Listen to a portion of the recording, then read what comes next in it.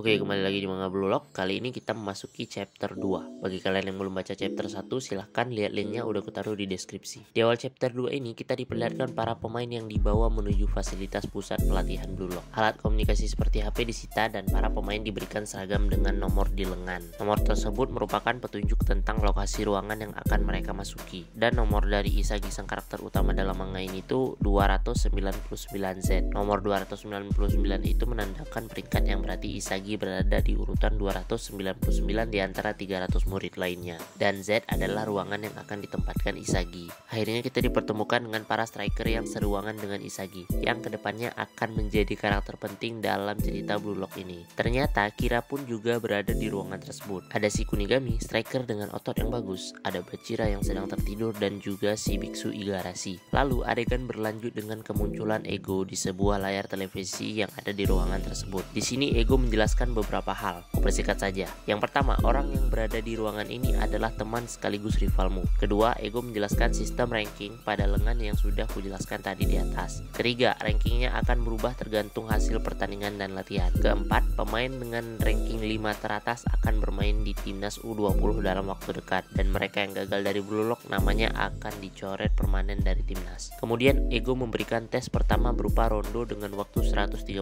detik, di mana pemain terakhir yang menjadi Oni akan tereliminasi. Di sini Igarashi yang merupakan peringkat 300 yang pertama menjadi Oni. Igarashi yang menjadi Oni pertama langsung mengincar Isagi yang merupakan peringkat terlemah setelahnya. Di sini Kira selalu saja protes tentang ideologi konyol yang dibicarakan Ego. Kemudian adegan berlanjut di mana Igarashi masih kesulitan mengenai seorang pun. Lalu perhatiannya menuju ke seseorang yang sedang tertidur dan dia berniat mengenai orang itu. Lalu orang itu dengan sigap menendang wajah Igarashi. Ya, orang itu adalah Bachira yang sudah aku sebutkan di awal tadi. Igarashi tak terima dan menganggap itu pelanggaran. Tapi Bachira berkata kalau peraturannya hanya tidak boleh menggunakan tangan. Kunigami yang tak terima berusaha menegur Bachira. Tak disangka bola dari Igarashi malah mengenai kepala Kunigami. Dengan rasa penuh dendam, Kunigami langsung marah dan menembak keras ke arah Igarashi. Namun dia menjadikan Isagi sebagai tameng. Bola dengan kekuatan penuh itu mendarat di perut Isagi. Isagi pun merasa tertekan karena karir sepak bolanya bisa saja terancam dan waktu pun sudah mau habis. Kemudian Isagi pun berniat untuk mengincar ranking terendah. Lalu di sisi lain, Bachira berusaha membantu dengan menangkap Kunigami. Karena Kunigami terlalu kuat, Bachira pun dihempaskan hingga mengenai Igarashi. Igarashi mengalami cedera akibat kejadian itu dan dia pun memohon pada Isagi untuk tidak mengenainya. Isagi berpikir bahwa tujuan dia ke Blue Lock bukan untuk menindas orang, namun untuk menjadi yang terbaik. Melihat sikap Isagi, Bachira jadi tergerak dan berniat membantunya. Namun si Bachira langsung mengincar pemain terkuat di ruangan itu, yaitu Kira. Tentu saja hal itu juga tidak mudah. Saat Bachira melambungkan bola, Kira berpikir kalau bolanya meleset, tapi ternyata itu umpan yang diarahkan ke Isagi. Tanpa melihat situasi dan kondisi, Isagi langsung menendang bola itu dan ternyata bola tersebut mengenai wajah Kira. Waktu pun habis dan Kiralah yang menjadi Oni terakhir. Ego kembali muncul untuk menyatakan tereliminasinya Kira dari Blue Lock. Lalu adegan berlanjut dengan perdebatan Ego dan Kira yang masih tidak terima dirinya dieliminasi. Oke, akan kusingkat saja perdebatan mereka.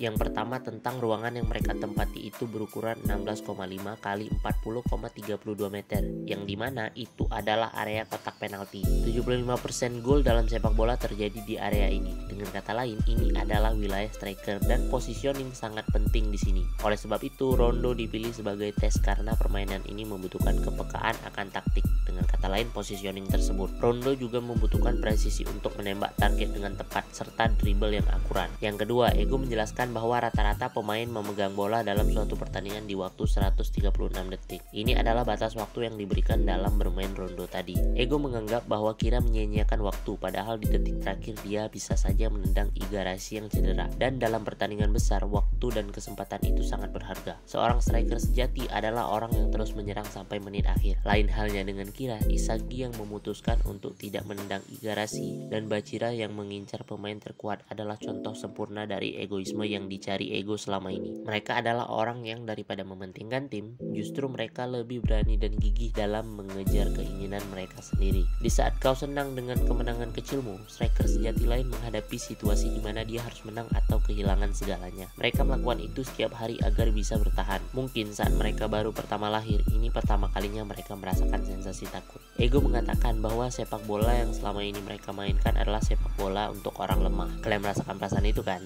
Yes, aku bertahan. Ego menyebutnya sebagai rasa dari kemenangan. Seiring mereka semakin merasakan perasaan itu, maka ego mereka juga akan meningkat dan mereka membutuhkannya untuk sampai ke puncak. Kemudian Ego menyatakan ke 11 orang yang tersisa bahwa mereka lulus. Mereka adalah Jingo Raichi, Wataru Kwon, Okuhito Iemon, Yudai Imamura, Asahi Naruhaya, Gin Gagamaru, Igarashi Gurimu, Yoma Chigiri, Rensuke Kunigami, Meguro Ibachira, dan Yoichi Isagi. Oke, mungkin segitu aja dulu untuk video kali ini. Terima kasih sudah menonton dan sampai jumpa di video selanjutnya.